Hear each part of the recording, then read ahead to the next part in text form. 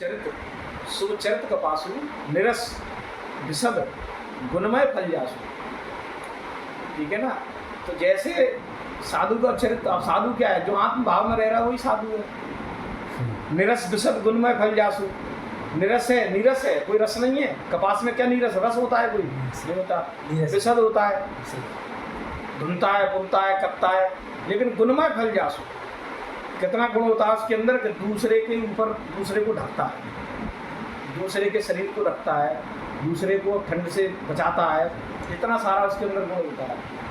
सुई जब छेद करती है ना कपड़े में, तो वो कपास का धागा ही उस छेद को पूर्ति करते हुए जाता है।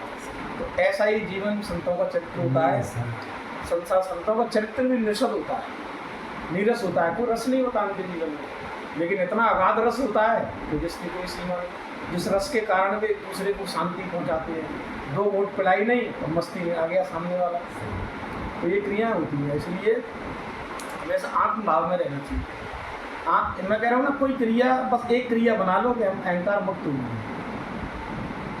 बन गया काम, कुछ करना ही नहीं है आगे चल के। तो केवल सिमरन रह जाता है, चलते फिरते भगवान का सिमरन करते रहो और अनासक्त भाव से अपना जो भी सामने आ जाए, प्रभु की इच्छा मान के, प्रभु की लीला मान के, प्रभु की क्रिया मान के बस खड़े हो जाओ। उनको जो कराना है वो करा लेंगे। सही, कराना तो उन्हीं को है, कराते ही, करता भी वही है, कराने वाला भी वही है। भाई आज मान लो इस देह के द्वारा कोई कर्म हो भी रहा है, तो उस देह को उत्पन्न करने वाला भी वही है। इस देह को उत्पन्न करने वाला भी वही है, इस देह के अंदर अपने अंश को स्थापित करने वाला भी वही है, और स्थापित करने के बाद इसको चलाने वाला भी वही है। जब सब कुछ वही है, मैं अहंकार शून्य हो गया। अब मेरी जो भी क्रिया होगी वो कैसी होगी? अनासक्त भाव से। न राग होगा, न द्वेष होगा, न अहंकार होगा। राग द्वेष अपनों उन्होंने देखो त्याग की एक नई महिमा चली है कि त्याग करो, त्याग करो। तो कोई कपड़ा त्याग देता है, कोई पत्नी त्याग देता है, कोई बच्चे त्याग देता है। जबकि सही मायने में अगर त्याग करना है तो आप अपने अहम का त्याग कर दो। जिसका करना चाहिए उसका तो हम त्याग कर नहीं पा रहे, जिसका हमें त्याग करना चाहिए उसका हम त्याग नहीं कर पा रहे, और जिसका त्याग नहीं करना चाहिए उसको त्याग रहे हैं। आप इंद्रियों से क्रियाओं को त्याग रहे हैं, जबकि परमात्मा ने इंद्रियां दी क्यों हैं? परमात्मा ने इंद्रियां इसलिए दी है कि इन इंद्रियों के द्वारा आप सत्कर्म करिए, अच्छा कर्म करिए।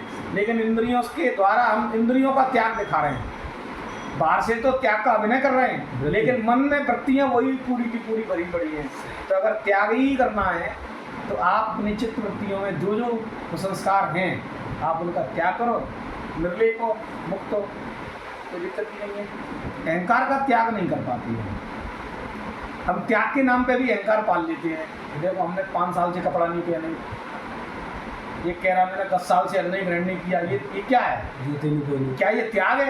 ये त्याग नहीं है, ये त्याग का अहंकार है। सही, मैंने अपनी स्त्री की शक्ल नहीं देखी 10 साल हुए, ये त्याग नहीं है, ये भी त्याग का अहंकार है। जिसने वास्तव में अहंकार का त्याग कर दिया वो तो शून्य हो जाता है, बिल्कुल शून्य।